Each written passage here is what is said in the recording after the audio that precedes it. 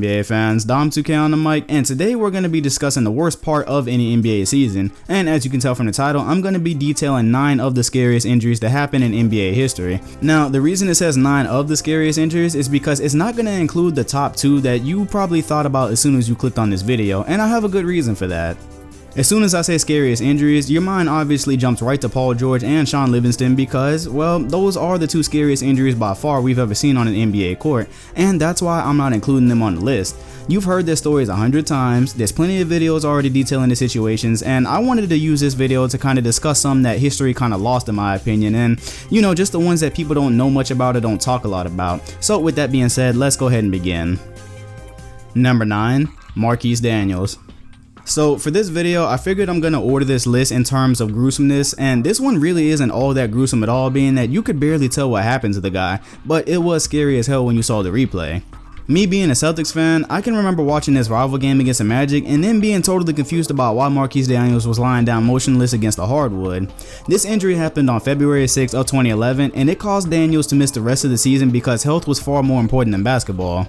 As you can see from the replay, Daniels' neck snaps on Gilbert Arenas' chest, causing him to fall to the floor motionless, where his head kinda just smacks against the ground. He couldn't really brace himself because, according to Kevin Garnett, quote, he has neck problems, so sometimes when his neck goes in the wrong position, he gets paralyzed for a little bit. Danny Ainge also talked about how scary it was because he couldn't move for a while down there, and he mentioned that Daniels had a history with tingling in his body and arms and just kind of things that relate to the spine. Apparently this wasn't Daniels' first injury of this type, but it was the worst as he was diagnosed with a bruised spinal cord. Daniels will go on to miss the rest of that season and play only 2 more years in the league. Number 8. Carlos Delfino. Following right along with the theme of just being drop dead scary, no pun intended I swear, Carlos Delfino's neck injury is one rarely anybody really knows about. As a matter of fact, I had a hard time finding this on YouTube, that's why this footage is kinda grainy. On March 26, 2010, the Heat were playing against the Bucks, and Carlos Delfino drove in for a layup. He landed in probably the most unfortunate position ever as he kinda stretched out face first on the ground around 5 other players, at least that's what I can tell from this grainy footage. Going for the rebound, Udonis Haslem accidentally stepped on his neck and head, immediately causing me to believe Delfino's career was over. Haslem is 6'8", 235 pounds and a power forward, so all of that came crashing down on the back of his head. What happened next actually isn't on camera or anywhere on YouTube for that matter, but he was worked on for around 7 minutes and he didn't move one time. Other than blinking, there was really no other signs that he was even conscious.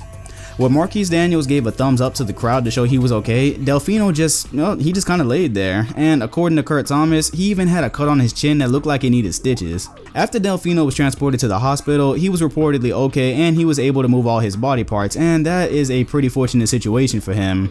Even more surprisingly, he was back in the lineup only about 6 days later against Charlotte and played in the NBA until 2013, where he last suited up for the Houston Rockets. So yeah, just imagine how painful that is, because I'm pretty sure if Udonis Haslem landed on the back of your neck, you'd probably be in a wheelchair for the rest of your life. Number 7. RAJON-RONDO. On May 7, 2011, the hearts of Celtics fans everywhere dropped along with Rondo when he suffered one of the scariest injuries at one of the worst times possible. It was Game 3 of the second round, and the Celtics were facing the Heat's new Big 3 for the first time in the playoffs. Down 2-0 in the series with an assortment of injuries already looming over them, including the one to free agent pickup Shaquille O'Neal, the last thing the Celtics needed was their emerging point guard to go out as well. Almost halfway through the third quarter, Boston was already leading by 10, and then Rondo and Wade got tangled up after Rondo poked the ball away, and when they tripped, Rondo tried to break his fall. All that force converged on his elbow and pretty much dislocated it. I remember watching this live and my heart just sunk because I felt like we had a chance to get back into the series. I tried lying to myself like the injury wasn't that bad, but then they showed the replay 2 or 3 times and I got more demoralized each time I saw it. But that's also what makes this the most memorable night of my Celtics fan life, because Rondo somehow actually came back into the game and led the Celtics to one of the most spirited wins I can remember of the Big 3 era. He only scored 4 more points, but I'll never be able to get the image out of my head of him racing down the court with his bad arm just kinda dangling by his side while he dunked. Overall, it was a spirited effort, but after the game ended and the adrenaline wore off, reality hit pretty quickly that he was not going to be the same for that series or any time beyond. But amazingly, that's all it was, a dislocated elbow. Rondo suffered no structural damage, no torn ligaments, his arm just folded the opposite way with no real repercussions other than the pain that comes with dislocation. Say what you want about Rondo now, he may not fit in what the NBA has evolved into, but there's no doubt he had one of the biggest hearts while playing for the Celtics. Number 6. Jamal Crawford. So we got to get away from the cringe-inducing neck injuries for a moment, but I'm getting back to it here one final time, cause it's the only injury I have left on this list that had no real repercussions. Way back in the land before time in the year 2003, when Jamal Crawford was playing for the Bulls, he suffered one of the weirdest injuries you're ever gonna see. I don't even want to talk through this one, just watch it. Garnett and the Minnesota Timberwolves, a scary moment in this game. Jamal Crawford. As you can see, Jamal Crawford tried contesting a shot from what is ironically now the Bulls head coach, Fred Hoiberg.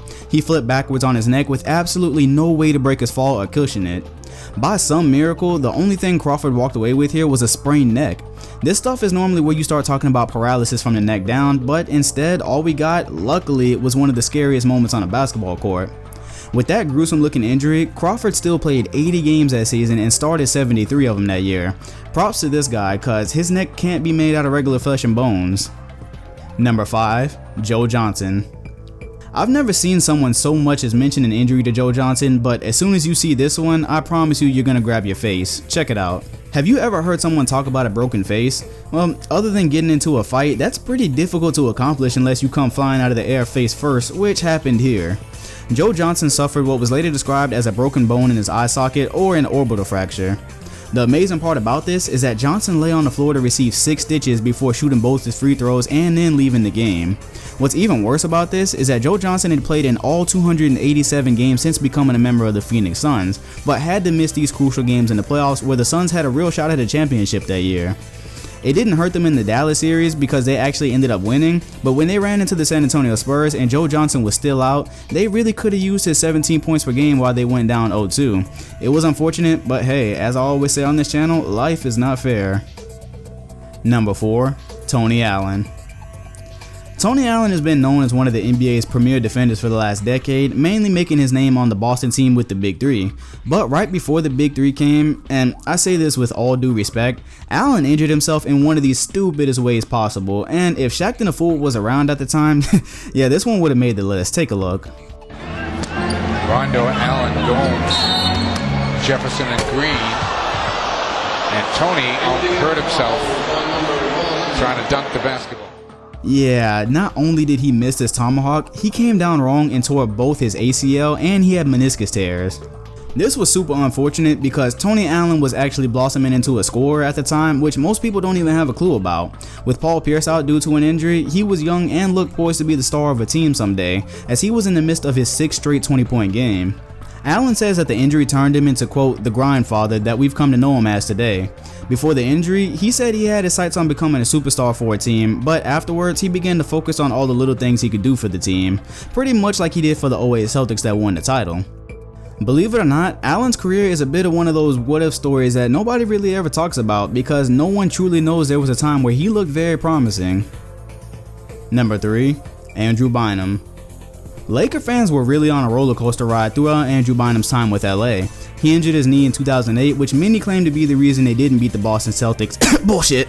And then he injured it again in the next season when Kobe was still trying to get his first ring without Shaq. But this one wasn't all Bynum's fault. It was a freak accident. Let's check it out. Kobe on the run. Man, look out below. Ooh, Kobe took, I think, a knee to the back of the head. Is he okay? Got a couple of players down. Unfortunately, hit his knee, and Andrews. The first knee injury Andrew Bynum got was a dislocated left kneecap.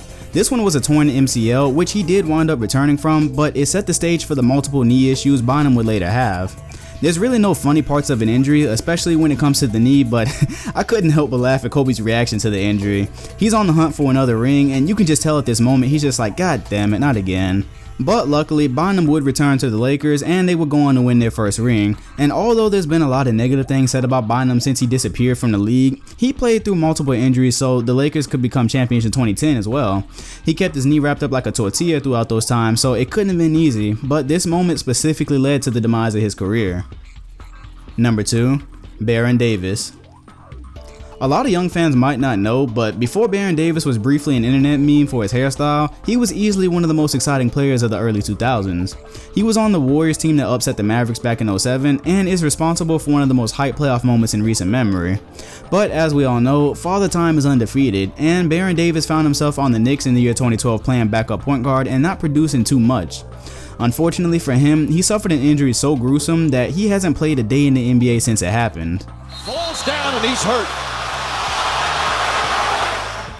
As you can see, Davis's knee just kind of buckles under him on the drive to the hoop, and it was so devastating, Tyson Chandler didn't even want to look at it. Even one of the Heat bench players cringed up. This is easily one of the most horrific sports injuries ever, as Davis suffered a partial tear of the patella tendon and complete tears of both the ACL and the MCL. As you might well know, any one of these injuries is serious enough to seriously hinder your sports playing ability.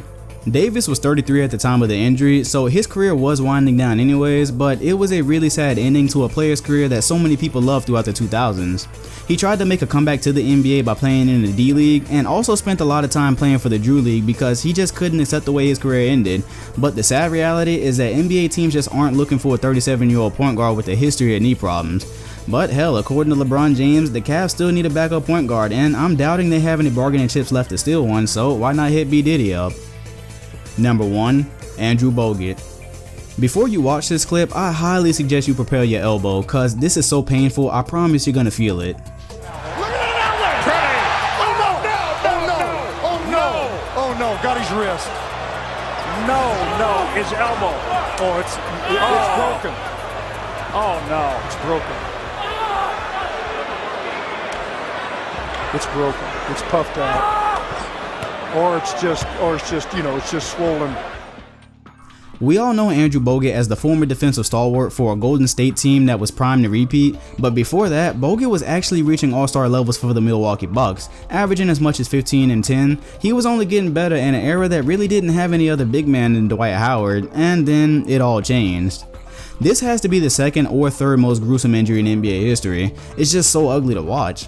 His momentum carried him forward on the dunk, causing him to backflip onto his arm, totally obliterating his elbow. Through this injury, Bogut dislocated his elbow, broke 2 fingers, and broke his wrist on both sides, practically rendering the entire arm useless. The injury was so bad, in fact, years later as a member of the Warriors, he demonstrated that he couldn't even extend both of his arms all the way out, saying that when he extended his arm vertically, it would still hurt like a stabbing pain. The injury happened in 2010, and that account was documented in 2015, so yeah, that was pretty horrific. The injury actually ended up changing things for the better for Bogut though, because he recalls that if he hadn't mangled his arm the way he did, he would have been a lot better offensively, and he wouldn't have fit the Warriors playstyle where he ended up winning a championship, nearly 2 as a matter of fact. Of course, since he's been traded in favor of Kevin Durant, you have to wonder if he's still happy that the injury took his star status and probably a lot of money away from him. But either way, I'd advise you to read the article I link you to in the description about Bogut. He's went through a lot of adversity as far as injuries in his career, and yeah, he won an NBA championship after suffering one of the worst injuries you're ever gonna see, so I give him credit for that. And there you have it. Those are 9 of the scariest injuries in NBA history. As I said before, Shaun Livingston and Paul George probably rank number 1 and 2. I would probably put Shaun Livingston beforehand. There was just no reason for me to go into detail because you guys have heard all about it. You've seen him 100 times. You know everything there is to know about those injuries. Maybe you don't know for Shaun Livingston that injury was so bad that he almost had to have his leg amputated because of something called gangrene, I believe. Some kind of infection that spreads. Yeah, that was a really bad thing. So great comeback story for him to win an NBA championship. But I hope you guys learned something about some injuries maybe you didn't know about, and let's just hope for our sake that this injury list does not need to be updated, because there is nothing good about seeing players carried out on stretchers or almost becoming paralyzed. So let's hope this is a one and done deal on my channel. Either way, I'd like to thank you guys for watching this, and just thank you for the support in general. We are inching up to 100K day by day. Future projections on the Social Blade say that we're supposed to be there in a month, so we'll see how accurate those are. Hit the like button, comment, and subscribe if you'd like to support. Hit the bell next to my name if you actually want to get notifications from my videos. I'm Dom2K, and I'll see you guys soon with a new one. Thanks for watching.